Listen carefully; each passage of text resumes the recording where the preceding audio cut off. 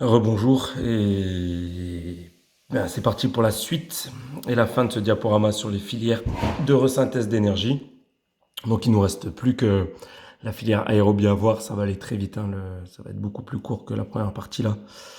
Il nous reste plus que ça à voir pour finir avec ce diaporama. Juste un petit truc avant de poser des questions. Et si vous avez des questions, ne les posez pas tout de suite, gardez-les. Vous les gardez bien en tête parce qu'il y aura, je vous l'ai expliqué, un deuxième cours, un deuxième diaporama sur les filières énergétiques présenté d'une façon différente qui reprend tout ce qu'on a vu là pour éclaircir et qui apporte d'autres éléments un peu plus concrets. Donc du coup, ce sera la fin des deux diaporamas sur les filières énergétiques que vous me poserez toutes les questions puisqu'en fait, je pense qu'il y a des questions que vous vous poserez après celui-ci qui vont être auxquelles vous aurez les réponses dans le deuxième. Donc voilà, donc pas de panique, vous les notez, vous les gardez dans un coin, mais vous ne m'inondez pas de questions tout de suite. Vous attendez le deuxième, le deuxième cours sur les filières qui arrivera en début de semaine prochaine, en milieu de semaine prochaine. Donc on en était la filière aérobie. Je vous rappelle qu'on avait vu les deux premières filières, la filière anaérobie lactique ou la filière des phosphagènes et la filière anaérobie lactate ou la filière de glycolyse anaérobie. Voilà, on avait vu comment elle fonctionnait. Rapidement, pour résumer, la première avec un délai d'intervention très rapide puisque très peu de réactions chimiques, seulement 2 réactions chimiques pour arriver au produit final qu'est l'ATP, puisqu'on cherche toujours à resynthétiser de l'ATP. Donc une puissance très élevée, un délai d'intervention très court, une capacité très restreinte pour la filière anaérobie lactique, pardon. Voilà. Et le substrat, le facteur limitant, ça va être la quantité de créatine phosphate présente dans le muscle. Okay. Lorsque la créatine phosphate est complètement utilisée, cette filière ne peut plus fonctionner puisque c'est le seul substrat énergétique possible pour produire de l'ATP avec cette filière. Ensuite, en deux, vous aviez la filière anaérobie lactate ou glycolyse anaérobie. Donc là, comme le nom l'indique, le substrat énergétique va être le glycogène ou le glucose, je vous rappelle. Glycogène, forme stockée du glucose dans le muscle ou dans le foie, d'accord. Toujours est-il que les réactions chimiques se passent dans le muscle. Donc si le glycogène est stocké dans le foie, il faut le transformer en glucose, passer dans le sang et le sang le transporte jusqu'au muscle pour faire la glycolyse. La glycolyse, qu'est-ce que c'est? Cascade de réactions chimiques, un petit peu plus importante en termes de réactions chimiques que la première filière, donc plus long, plus de délai d'intervention pour se mettre en place. Une fois qu'on a pris le glucose ou le glycogène, on fait la glycolyse, d'accord? Ça nous donne du pyruvate et de l'ATP, d'accord? Donc le produit final, c'est l'ATP, et ce pyruvate se transforme en lactate accompagné d'ion H+. Je vous rappelle que ces ions H+, créent l'acidose métabolique, ils diminuent le pH de la cellule musculaire, donc augmentent le taux d'acidité dans le muscle, et c'est ce qui crée les perturbations physiologiques, ça perturbe l'homéostasie, et c'est ce qui crée les perturbations physiologiques dans le muscle, et perturbe l'activité physique. D'accord? Donc le délai d'intervention est sans doute assez rapide de cette filière, mais un petit peu plus long que la première. Une capacité élevée quand même, d'accord? Une puissance, excusez-moi, élevée quand même, mais plus faible que la première. Une capacité moyenne, ok? Et le facteur limitant, ça va peu souvent être le glycogène, ça va souvent être l'acidose métabolique. C'est-à-dire quand la quantité d'ion H+ accumulée dans la cellule musculaire est trop importante, que le pH est trop faible, que l'acidose métabolique est trop importante, ceci perturbe trop l'homéostasie, perturbe les réactions chimiques et bloque en fait les réactions chimiques et la contraction musculaire. Voilà pour le résumé de ce qui a été vu précédemment. Et on va passer à la filière aérobie, qui vous allez voir est intimement liée avec la filière précédente, d'accord? On va expliquer pourquoi. Donc, comme le terme l'indique, ce système de production de l'ATP fonctionne en présence d'oxygène. C'est pour ça qu'on dit aérobie. En présence d'oxygène, une mole de glucose. Donc une mole, c'est une quantité, d'accord, de matière. Donc une molécule de glucose, si vous le préférez. C'est pas la même chose, mais bon, c'est dans le texte là, ça veut dire la même chose. Est complètement dégradé en CO2 et H2O, donc dioxyde de carbone et eau, et libère suffisamment d'énergie pour permettre la resynthèse de 38 ATP ou de 39 lorsqu'elle vient directement du glycogène. Je vais expliquer ceci après. Pourquoi 38, pourquoi 39? Cette production d'énergie met en jeu de nombreuses réactions chimiques qui s'effectuent dans la cellule à l'intérieur des mitochondries, organites possédant tout le matériel nécessaire en vue de produire une grande quantité d'ATP en présence d'oxygène. Le système aérobie est le seul à utiliser l'oxygène pour dégrader les nutriments et produire de l'ATP. Ok. Voilà pour le texte. Maintenant, je vais expliciter tout ça. Ce qu'il faut comprendre de cette filière aérobie, c'est qu'en fait, la première étape est commune avec la filière anaérobie lactate, avec la glycolyse anaérobie. D'accord? Donc la première étape, c'est la même, c'est la glycolyse. Vous retrouvez ici le schéma de la filière précédente. On prend du glycogène ou du glucose qu'on transforme en pyruvate. D'accord? Donc là, déjà, ici, on peut mettre une flèche à partir d'ici, là. Tac, tac. D'accord? Si je mets une flèche, je l'aurais fait au tableau, on a déjà 2 ou 3 ATP qui sont produits. D'accord? 2 si on part du glucose, oui, d'accord, et 3 si on part du glycogène. Donc cette étape, elle est commune. Ce qui va se passer après, c'est que le pyruvate, il va avoir deux solutions. Soit il va se transformer en lactate, comme on l'a expliqué précédemment avec la filière anaérobie lactique, ok? Mais en réalité, il va se transformer en lactate que si ce pyruvate ne peut pas être utilisé dans le cycle de Krebs. Je m'explique, pas de panique. J'ai fait ma glycolyse, j'ai eu du pyruvate et 2 ou 3 ATP ici. D'accord? Ce pyruvate, sa fonction première, avant de se transformer en lactate, qu'est-ce qu'il fait? Il va rentrer dans la mitochondrie. Souvenez-vous, la mitochondrie, c'est un métabolite de la cellule musculaire. Je vous avais expliqué depuis le début de l'année que c'est les usines de production d'ATP. D'accord? Donc ce pyruvate rentre dans les usines, observe une cascade de réactions chimiques complexes qu'on ne détaillera pas, qui s'appelle le cycle de Krebs. Ok? Et de ce cycle de Krebs va sortir des déchets qui sont le CO2 et l'H2O et de l'ATP. D'accord? Donc, il va sortir de ce cycle de Krebs 36 ATP. Donc là, vous pouvez rajouter une flèche, c'est pour ça que je le fais d'habitude en cours, au cycle de Krebs. Donc l'oxygène arrive dans le cycle de Krebs, le pyruvate arrive dans le cycle de Krebs, et on a CO2, H2O qui sont les déchets. Je rajoute une flèche ici, tac tac, 36 ATP.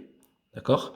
Concrètement, à la fin du cycle de Krebs, à la fin de la filière aérobie, avec une molécule de glycogène ou de glucose, j'aurai 36 ATP ici, plus ne pas oublier les 2 ou 3 ATP qui sont ici, issus de la glycolyse, d'accord? Ce qui nous fait 38 ou 39 ATP. D'accord? Donc le bilan final de la filière aérobie pour une molécule de glucose, d'accord, de glycogène, c'est 38 ou 39 ATP. La différence se fait ici. Si ça vient du glycogène déjà présent dans le muscle, on prend du glycogène, on a 3 ATP ici avant de donner du pyruvate. Si ça vient du glycogène présent au niveau hépatique, on le transforme déjà en glucose. Quand il arrive sous forme de glucose au niveau du muscle, il est déjà un petit peu raboté. Du coup, on ne peut avoir que 2 ATP ici, d'accord? Et ces 2 ou 3 ATP sont ajoutés aux 36 ATP ici, du cycle de Krebs, ce qui nous donne 38 ou 39 ATP. Voilà, j'espère que j'ai été clair. On va expliquer un petit peu plus en détail le lien entre les deux filières désormais. On résume. Le pyruvate rentre dans le cycle de Krebs pour observer le cycle, entre dans les mitochondries pour observer le cycle de Krebs et fournir de l'ATP. Donc du coup, vous avez votre question, vous allez me dire, mais quand est-ce que le pyruvate se transforme en lactate? Et c'est une bonne question. Je pense que c'est Laura qui m'aurait posé cette question. Pour une fois, ça aurait été une question intelligente. Donc je pense que c'est elle qui m'aurait posé cette question.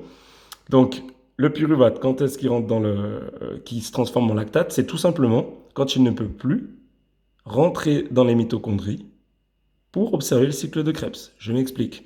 Dans votre muscle, vous avez par exemple 100 mitochondries. C'est un exemple. Okay, dans votre cellule musculaire, vous avez 100 mitochondries. Okay, vous allez commencer un effort physique. C'est l'intensité de l'effort que vous allez faire qui va définir le nombre de molécules de glucose ou de glycogène que vous allez utiliser. Plus votre effort est intense, plus vous allez avoir besoin d'ATP, plus votre organisme va ramener et utiliser du glycogène pour produire de l'ATP. Tout le monde me suit, d'accord? Donc je vais utiliser mon glycogène, je vais faire ma glycolyse et arriver à avoir de l'ATP et du pyruvate. Automatiquement, mon pyruvate, il va rentrer dans les mitochondries, d'accord, pour observer le cycle de Krebs. Et pour du temps après, parce que là, le cycle de Krebs, c'est une cascade de nombreuses réactions chimiques, d'accord, donc ça prend du temps, donner de l'ATP en sortie.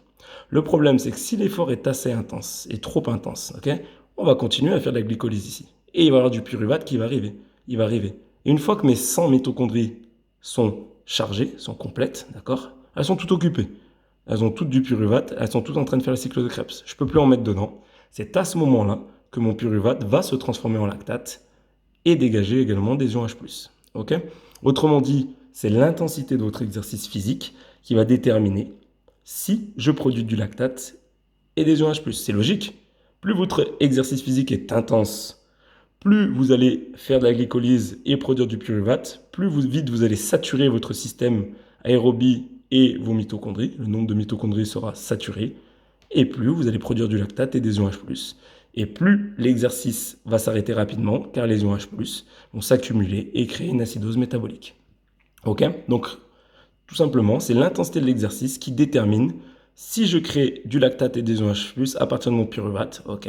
Si je suis en abondance de pyruvate et que j'ai saturé toutes mes mitochondries présentes dans ma cellule musculaire, je vais produire du lactate et des ions H+. Si je suis sur une intensité de travail modérée, je vais produire du pyruvate modérément. Les mitochondries vont être utilisées pour faire le cycle de Krebs et produire de l'ATP, mais ça n'arrive pas en afflux là, ça n'arrive pas avec un gros flux, pardon, excusez-moi, ça afflue pas ici, ça n'arrive pas avec un gros flux, le pyruvate. Donc on a le temps, tranquillement, de faire un peu de glycolyse, de faire du pyruvate, faire du cycle de Krebs, des mitochondries se libèrent, et les pyruvates suivants vont dans la mitochondrie qui s'est libérée pour refaire un cycle de Krebs, ainsi de suite. Okay. Plus mon exercice est intense, plus je vais saturer mes mitochondries, plus je vais avoir du pyruvate qui va rester en attente dans ma cellule musculaire et qui va donc se transformer en lactate, plus ion H+. Voilà, j'espère que j'ai été clair sur cette filière aérobie. Comme je vous ai dit, on reprendra ça sur le diapo d'après. Là déjà, on a vu le plus gros, on a bien dégrossi. Donc, on va, comme d'habitude, comme les deux précédentes, regarder les caractéristiques de cette filière aérobie. Donc, cette filière est la production d'énergie naturelle de l'organisme. Hop, pardon, excusez-moi, je reviens en arrière, excusez-moi, j'ai failli oublier. Les deux dernières flèches, d'accord. On l'a vu, on l'a dit, les substrats énergétiques de la filière aérobie sont tous les macronutriments. Donc, en priorité, on va utiliser le glycogène et le glucose, d'accord. Les réserves musculaires puis hépatiques. Quand celles-ci vont commencer à devenir trop faibles, pour toujours dans un souci de maintien de l'homéostasie. Je vous rappelle qu'il y a un paramètre important de l'homéostasie qui est... je vais y arriver, excusez-moi. Ah, ça d'habitude, quand ça le fait en cours, il y a toujours quelqu'un pour m'aider, donc là, il faut que je me démerde. La glycémie, voilà, pardon. Donc, un paramètre important de l'homéostasie qui est la glycémie, qui est le taux de sucre dans le sang, je vous rappelle, d'accord, environ 0,8 g par litre de sang. Quand j'ai plus assez de réserve de glycogène et de glucose, ma glycémie va diminuer, donc je viens en danger, mon homéostasie est perturbée. Ce qui va se passer, on va arrêter d'utiliser ce substrat énergétique prioritaire et on va passer sur un autre substrat énergétique qui vont être en second les lipides. Les lipides peuvent également venir dans le cycle de Krebs pour créer de l'ATP. Et en dernier lieu, pareil, quand les stocks de lipides, mais ça, bon, c'est plus rare, est limité, on va taper dans les protides et détruire de la fibre musculaire. En fait, le muscle va s'autophager lui-même, d'accord. Il va détruire ses propres fibres musculaires pour prendre les protides et faire de l'ATP dans le cycle de Krebs avec ces protides. Ok. Je m'arrête un petit peu sur les lipides, parce que c'est important. Donc ces lipides, on l'a vu, on l'a dit, mais je le répète, elles sont stockées sous forme de triglycérides dans le tissu adipeux. D'accord. Donc triglycérides, c'est la forme stockée. Comment ça se passe? C'est que quand je vais avoir besoin de ces lipides, on va venir déstocker des triglycérides. D'accord. Donc le triglycéride va être transformé en acide gras libre plus glycérol. Ok. Il y a une petite formule chimique pour déstocker les lipides du tissu adipeux. Ces acides gras libres vont être transportés par le sang jusqu'aux muscles, jusqu'aux mitochondries et vont rentrer dans le cycle de Krebs pour faire de l'ATP, pour servir de substrat énergétique à la production d'ATP. Ok. Et en fait, ça, ce qu'on vient d'expliquer là, ça explique très clairement pourquoi la perte de poids intervient à partir d'un certain temps dans l'effort physique. Parce que dans un premier temps, le substrat énergétique utilisé va être les glucides, d'accord, le glycogène, le glucose. Quand celui-ci va être trop faible, seulement à ce moment-là, mon système va passer sur les lipides pour aller déstocker dans les tissus adipeux. Ok.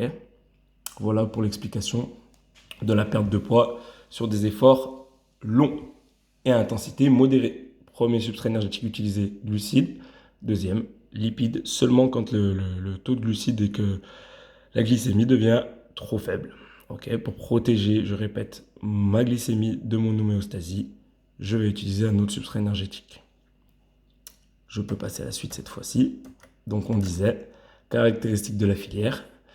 Cette filière est la production d'énergie naturelle de l'organisme au repos. Sa capacité est donc théoriquement illimitée. Elle est mise en jeu dans des efforts prolongés à intensité sous-maximale. On a mis l'exemple du marathon.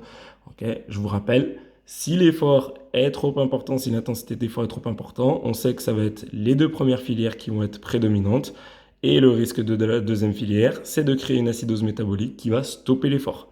Donc du coup, c'est vraiment l'intensité de votre effort qui va déterminer quelle filière énergétique va être utilisée prioritairement. Même si on le rappelle, elle commence tout en même temps, elle se met tout en route en même temps pour justement après distribuer de l'ATP en fonction de l'intensité de l'effort. Okay.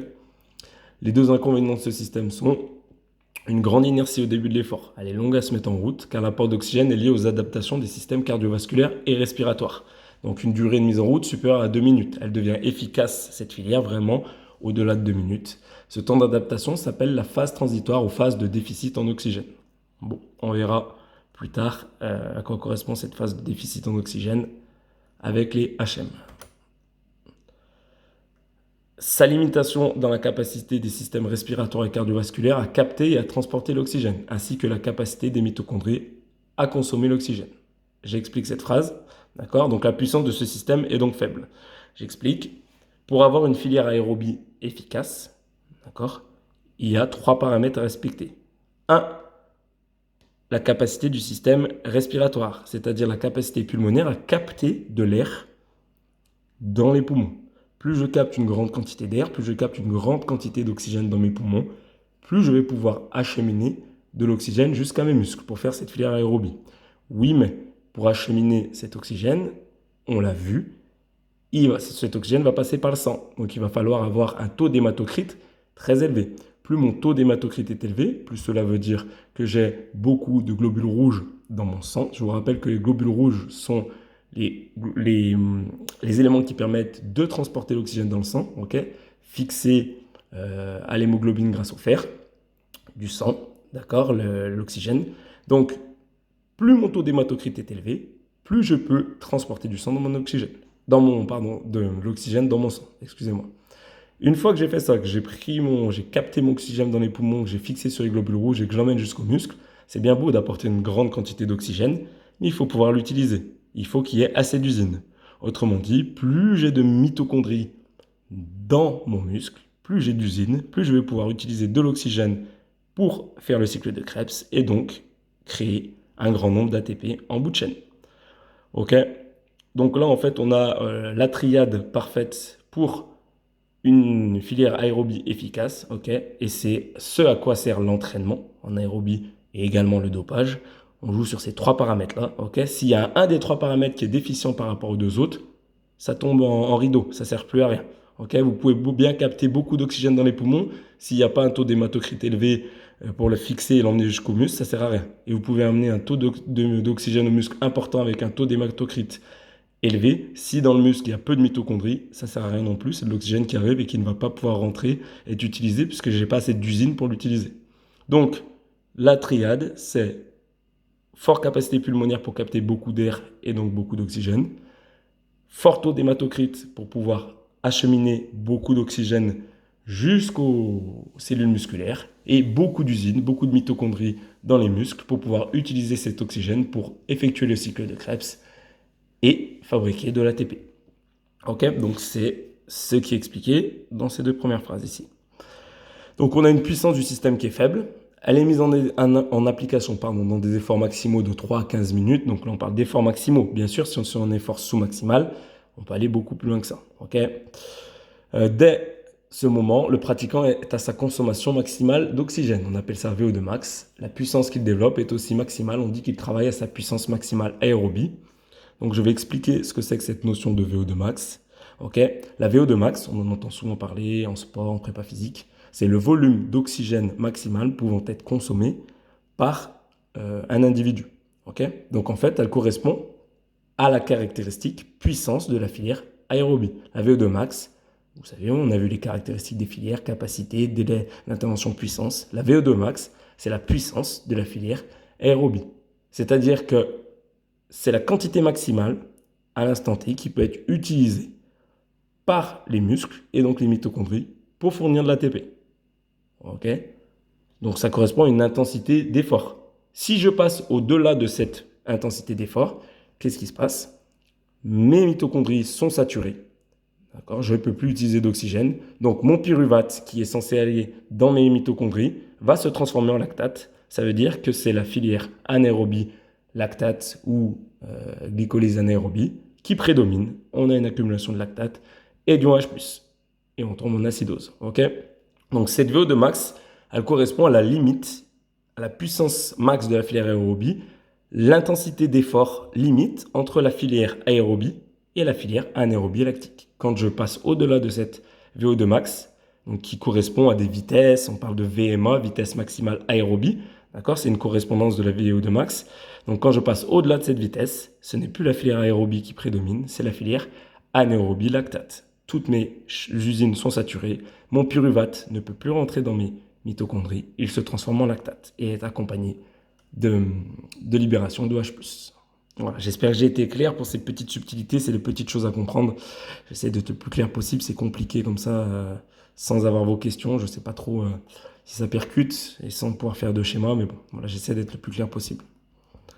Donc définition de la VO2 max, c'est celle qu'on donne. On s'entend généralement pour dire qu'il s'agit de la capacité max d'un individu à resynthétiser son ATP en aérobiose. La VO2 max est une indication quantitative de la capacité d'un individu à transférer de l'énergie en aérobie. Il est l'un des facteurs les plus importants pour déterminer la capacité d'un individu à soutenir un effort intense pendant 4-5 minutes ou plus. Parce que tant qu'on ne dépasse pas la VO2 max, normalement, logiquement, alors c'est théorique, hein, parce que c'est très difficile de ne pas dépasser, mais on doit pouvoir tenir un effort de longue durée, en tous les cas, plus que si c'est la filière anaérobie lactique qui prédomine. Voilà, c'est la fin de ce diaporama. Je vous remercie pour votre attention. J'espère que j'ai été à peu près clair. En tout cas, j'ai essayé de faire du mieux possible. Voilà, je vous le dis, il va y avoir un autre diaporama sous forme de texte, un petit peu moins, pas sous forme de diaporama, sous forme de texte, un petit peu moins ludique, mais avec des informations complémentaires qui va débarquer très vite, dès la semaine prochaine. Donc avec ces deux cours, je pense que pour beaucoup, les filières seront compris et acquises. Et après ces deux cours, je répondrai aux questions, s'il en reste, que vous vous posez. Merci bien et à très vite.